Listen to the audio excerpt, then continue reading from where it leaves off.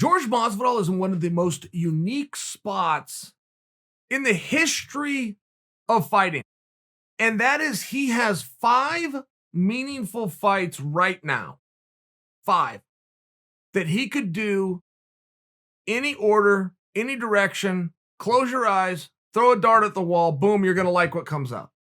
Got the fight with Colby, he's got the fight with Usman, he's got a fight with Conor, he's got Nick Diaz, he has Nate Diaz. There is no wrong way to do that. And the reason I say it's unique is you're going to have stars over time where they're called the A side. Whoever they're fighting, it's going to be a big fight. I understand that. I understand that there was a time, Ronda Rousey, by example, bring in somebody that can fog a mirror, you're going to have a good night of business. That isn't what I'm referring to with Masvidal. It's different with him. He has 5 meaningful fights that have stories behind them. And you could go right in order. I mean, let's start with Usman. That fight already happened. That fight already worked. And Masvidal did it on like 8 days' notice. He had to quarantine, COVID test, get to a different country, make weight, get licensed, walk out there, do the fight. The story and the fact of him not having a training camp and what would happen if he did have said training camp works, period. It's not just because they're two great guys. Oh, yeah, of course, Masvidal's great and Usman's great. Let's get them together. Nah, there's a story behind it. That's what I'm talking about. The fact that did, a reported 1.3 million buys, something along these lines on that short notice. Imagine if you build that up and imagine if you told the story. And Masvidal himself, who did not win a round of that fight, but he was ultra competitive, considering that's Usman. Usman's supposed to just throw him down and keep him there for 25 minutes. Didn't do that. It was a totally different fight, and Masvidal was pushing and coming after him. Even though he had a big goose egg and how many rounds did you win, he came away from that fight and said, yeah, but I learned what I needed to learn. Let's do it again.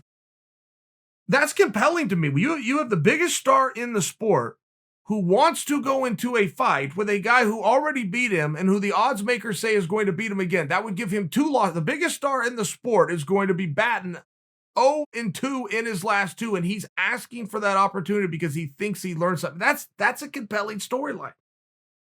You look at the Colby fight. Former friends, teammates, roommates. Something happened. Now Colby's not even at the gym anymore, by the way. So this wasn't something happened for the media to have some fun with us. This is very real. Colby's now had to train with different people. That story just works. Then you have the Nick and the Nate Diaz. We know that Masvidal versus Nate works because it already did. It sold out Madison Square Garden. The fact that Nate thought he should have been given an opportunity to go out there for rounds 4 and 5, which strategically is what he was planning to do, and he thought that Gamebred was fading. They stopped the fight due to a cut. I mean, it works. Then you have Nick Diaz coming in, saying, man, yeah, he beat my little brother, but a whole other story when you're dealing with me. That works. That's a piece of cake. All he said is you beat my brother. Well, that's a very real thing that people could relate to all the way down to the playground. Yeah, Big Brother's going to come in.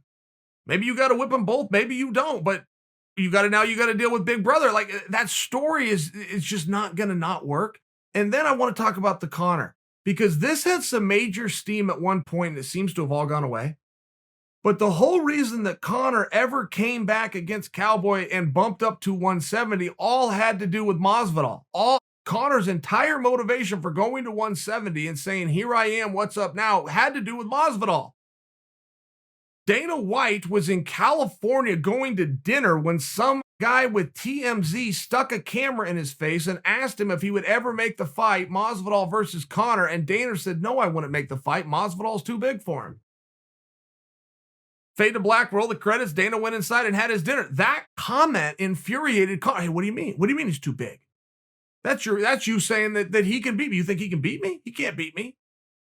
Can't beat me, and he's not too big for me. Watch this. And then Conor steps in. But that's a story, and that was red hot for a while.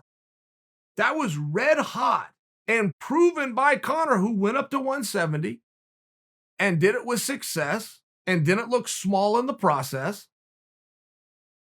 And then all of a sudden, we just quit talking about that. I don't know why.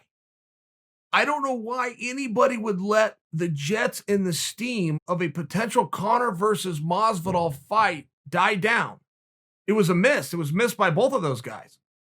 It was a miss by you, the fans. It was a miss by the media. We all want to see the fight. Why'd we let that go?